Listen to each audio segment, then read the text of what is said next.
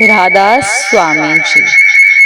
आप सभी सत्संग सुनते हो और सत्संग जाते भी हो, लेकिन आपको क्या सत्संग का असली अर्थ पता है कि सत्संग का अर्थ क्या होता है? एक बार सत्संग में सभी लोग बैठे हुए थे, तभी बाबा जी आए। उन्होंने सारी संगत को दर्शन दिए और दर्शन देने के बाद संगत से एक सवाल किया कि बताओ प्यारे, सत्संग का अर्थ क्या है?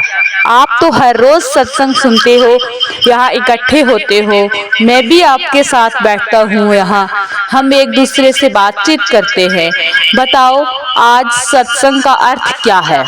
सारी संगत मौन, क्योंकि कोई भी ये नहीं समझता था कि मैं सबसे सही जवाब दे सकता हूँ। स्पष्ट उत्तर कोई भी नहीं दे समझता था कि मैं दे सकता हूँ।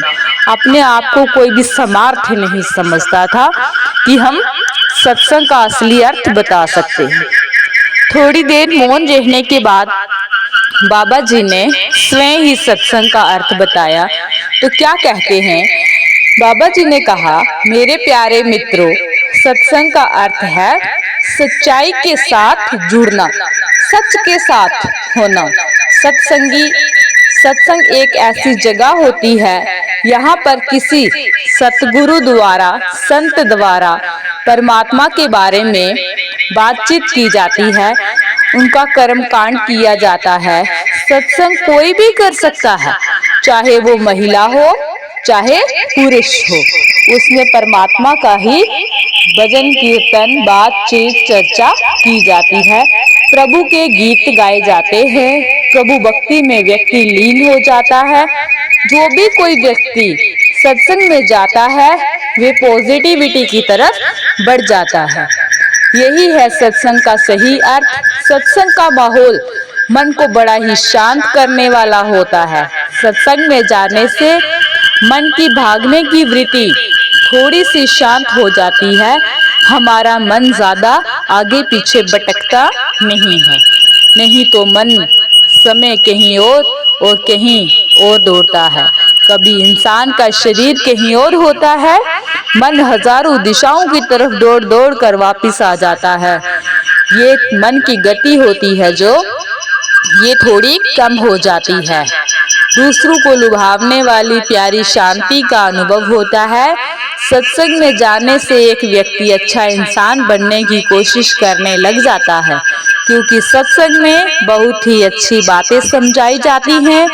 सत्संग कहे तो सत्संग में ऐसी बातों का पता चलता है जिन्हें जीव में अपनाकर अपना जीवन सरल और एक सच्चा इंसान बनने की, अच्छा इंसान बनने की कोशिश में जुट जाता है।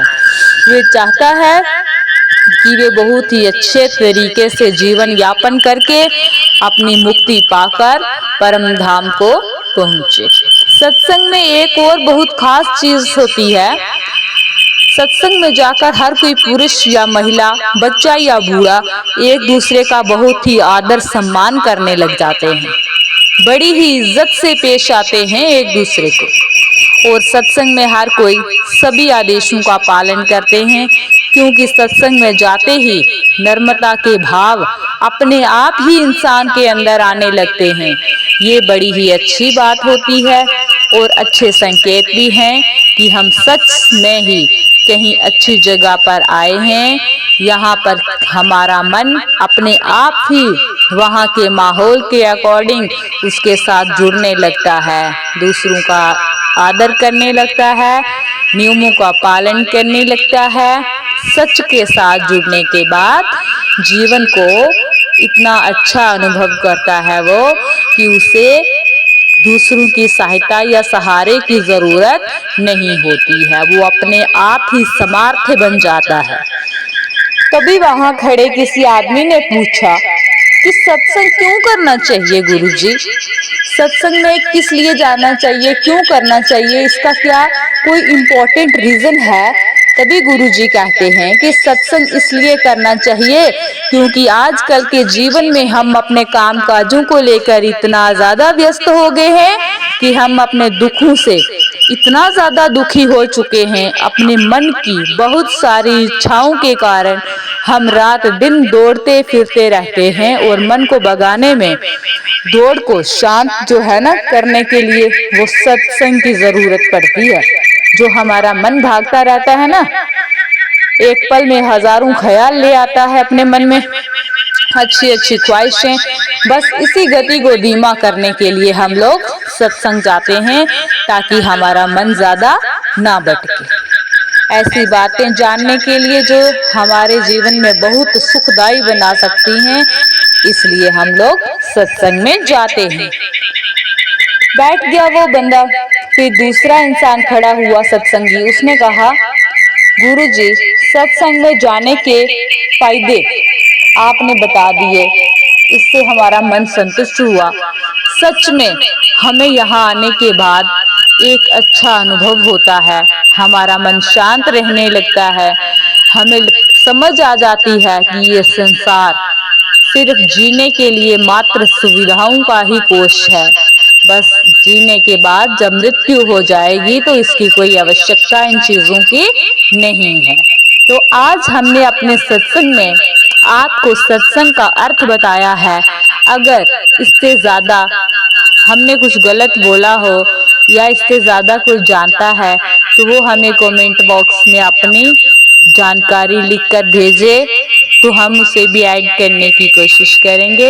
ये तो बाबा जी और संगत के शब्द थे जो हमने आपसे कहे। धन्यवाद अपना शुभ समय हमें देने के लिए। और अंत में आपसे एक बार फिर राधा स्वामी जी।